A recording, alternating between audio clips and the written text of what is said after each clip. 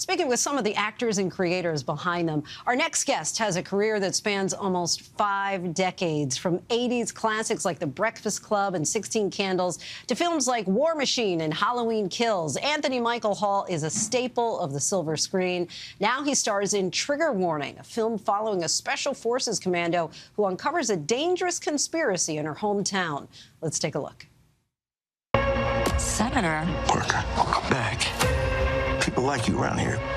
They like Harry, or liked him. I'd like to keep it that way.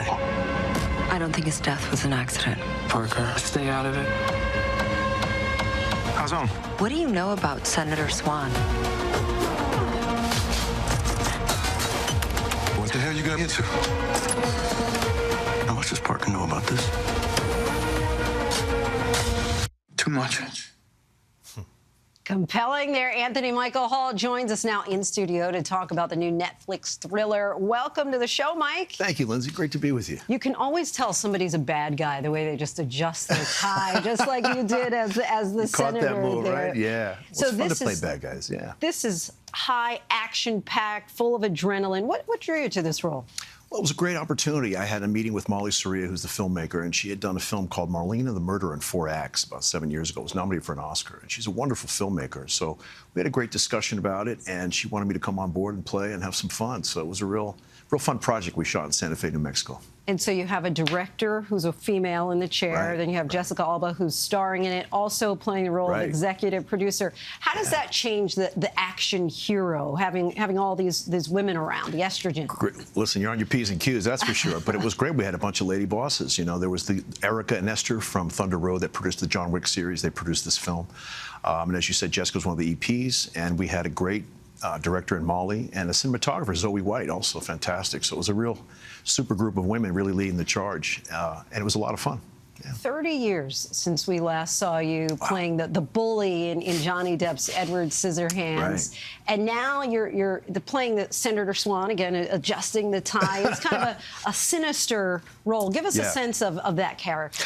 Well, he's kind of a dirty politician. One of the things I wanted to give to him is a kind of general sense that he's a Southern guy, you know. But he's got 2 grown sons in this film. That showed me my age, because I got on set and I got 2 grown men playing my sons. I'm like, all right, I guess I'm my age I'm at now. And started out as a teenage guy yourself. Isn't that funny? But it's a great story. You know, I have these 2 sons. They're kind of like Cain and Abel. Jake Weary and Mark Webber play Elvis and Jesse. It's a very interesting kind of good versus evil tale. And Jessica comes back, and she's great. She really carries the film. She was a great producer to work with, too, really on top of her game.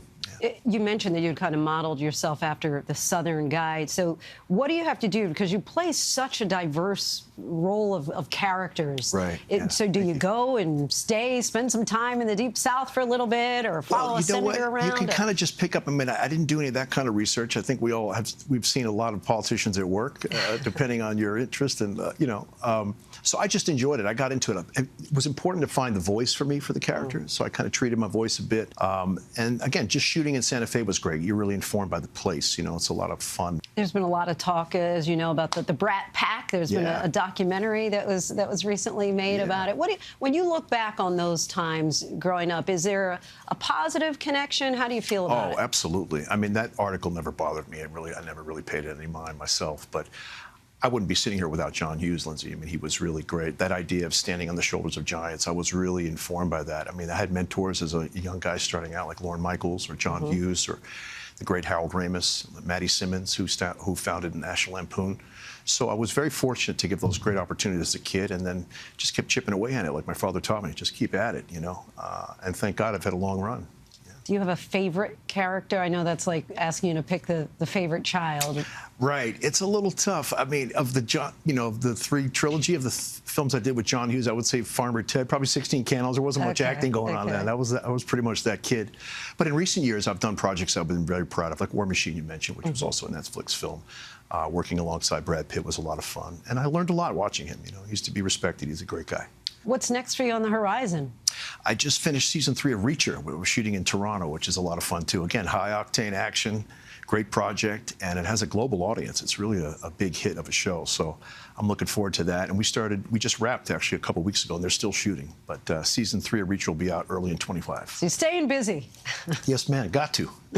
Mike, thank you so much for coming by. Really appreciate it. Want to let our viewers know that you can stream Trigger Warning on Netflix starting this Friday.